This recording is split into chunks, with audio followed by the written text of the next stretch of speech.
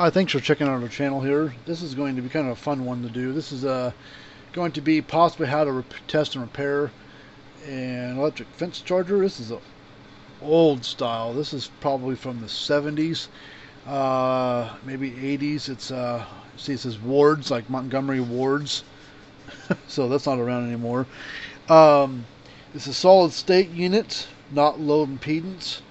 It is a clicking style, not a weed burner style. So solid state was the style that came out after the weed burners back in the 60s, 70s. That was when that kind of was taken off. And when Gallagher came to the States back in the early 70s, they kind of brought that low impedance design to the States. And the story goes that Gallagher was at like a farm show, something like that, and they were having a real hard time getting.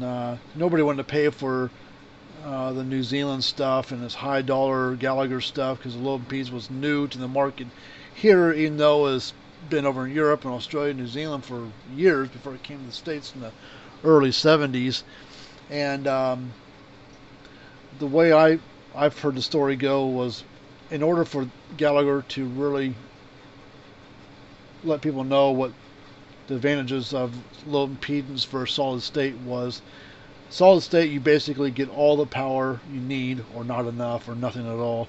They don't have that reserve power, capacitive discharge power type thing to ramp through long fences, long distances, and weed load. These will do short runs, fairly clean fence, or little grass here and there. The longer the run is, the more resistance that wire has. So usually you start off strong at the beginning of your fence, and as the shock goes out, the voltage and the shock drops and drops and drops. If you get too much grass on there, these things just don't have the horsepower behind them to fight through it.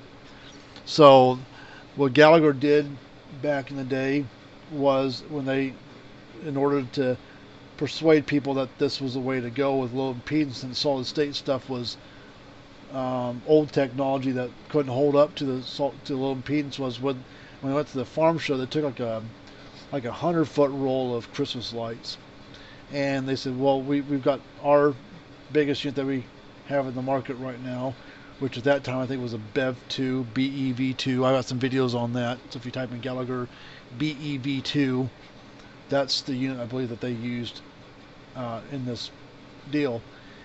And then they had said, well, the biggest unit that's on the market today is model X by brand X. I don't know what brand it was, but it's solid state. Well, they hooked up that solid state, the 100-foot roll of light bulbs, Christmas lights, to that solid state unit, plugged it in, and it lit up like a foot or so of lights, or 2 feet of lights. It lit up a few. There wasn't just like one or two. It lit up a good section of lights, just not very many. And I go, oh, look, it's lighting up some lights, and that ain't that nice. Well, then they hooked up that BEV2 unit, whatever model it was, and to the same row of lights, and plugged it in. It lit up every single one of them lights all the way to the very end. All 100-foot roll of it was all lit up. And so people are like, well, that sold them right there that this low impedance stuff was the way to go. Now everybody looking forward 40 years, 45 years now in the States, that now everybody does low impedance. Nobody does solid state now. So it tells you why low impedance is the way to go with fence chargers. So now what we're going to do in this video is this unit belongs to sort of a local guy. He's a little ways away, and they were kind of traveling through for something for Christmas or whatever, and it's on the way through they brought this unit and another one. I think these units both belong to his dad, and I think his dad's still living. So we're going to take a look at this, see if we can get him going. He does have a use for it, so we are going to see if we can get the thing up and running for the guy. So if you got one of these old units you like us to take a look at, we'll be happy to take a look at it and fix it for you, possibly. There's some information right there. There are links down in the description below in the little drop down area, so if you want to pop that drop down box up, look at the description area. Let's just plug this thing in real quick. I'm kind of curious what the thing does. I think he said it comes on as low output, which that's half the battle.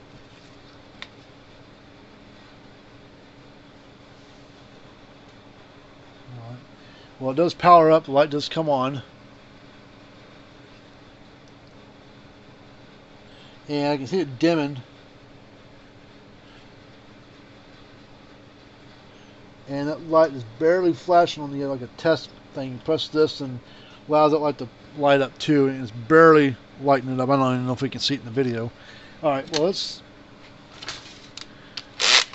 The guy said he did take it apart because he's curious, and he didn't mess around with anything, but he was just curious if it's like a loose wire or something, but it's not clicking. I mean, I can barely hear it clicking. So we'll take these screws out of it.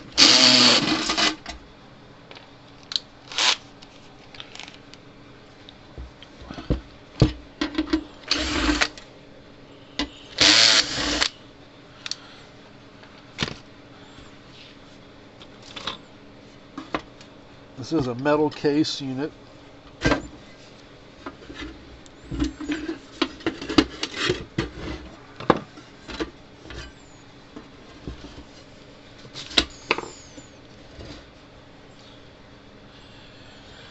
Alright, so first thing I want to check is the primary side of the transformer, which I'm not sure where that's at. Not primary side, because that light on the output side is lighting up to a point, but not lighting up very well. So let's test this capacitor here. Not sure what size it is, but let's cut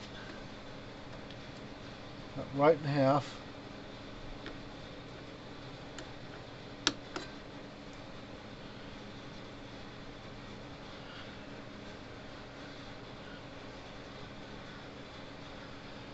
It does not have a number on it.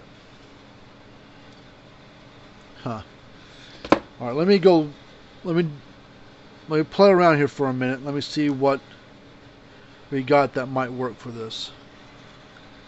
Alright, I've got this capacitor here, which is a replacement one that we've used on some solid state units, but I need to mark my positive and negative because these do have a positive and negative polarity to these type of capacitors. Alright, so we have to desolder a bunch of stuff. Let's just cut this out. Pause it down there, so it looks like it's gonna go like this. So what we'll do is I'll cut down this wire a little bit. Don't need that much of it sticking out. And what we'll do is we'll try to solder this to those wires. So we'll get the solder out, and we're going to tin the wires here, and then tin the wire leads on this one here.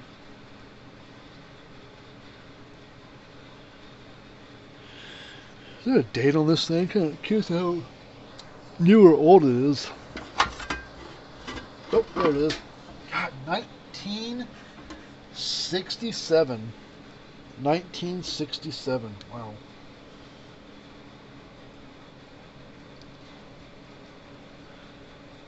It's been around a little while.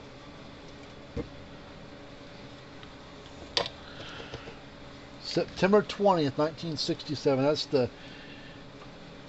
the date on that stamping in the case right there. Alright, so heat that lead wire up. Get some solder to it. Same thing over here. And we'll go over to this capacitor here. We'll do the same thing. Add some solder to the lead right there. And like I said, I gotta get this polarity right. So this wire goes, I'm gonna go right here. So heat the two up together. Cool off and harden. Same thing here.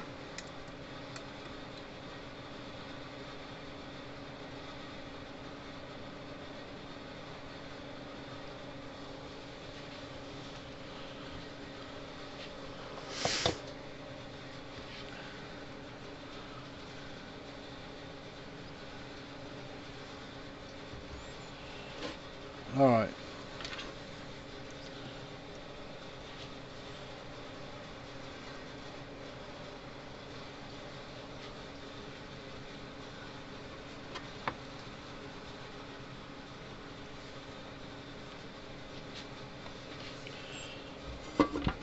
Let's see.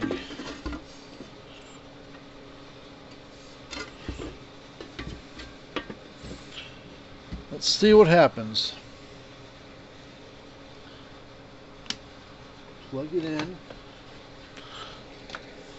Flip the switch on. Bit louder.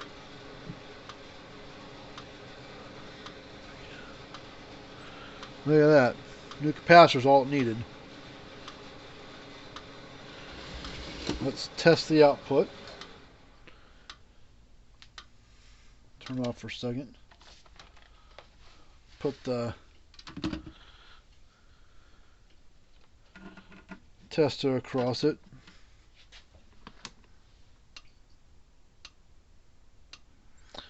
We're getting about 8,000 volts out of it.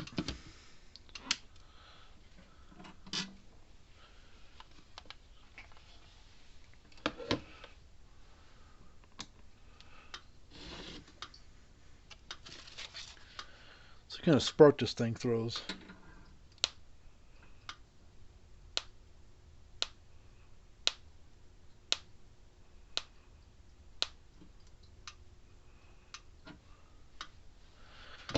So, capacitor was bad. Alright, well this one's done. That was nice fix. Let's turn it off. Let's get this case closed up on it. And we'll get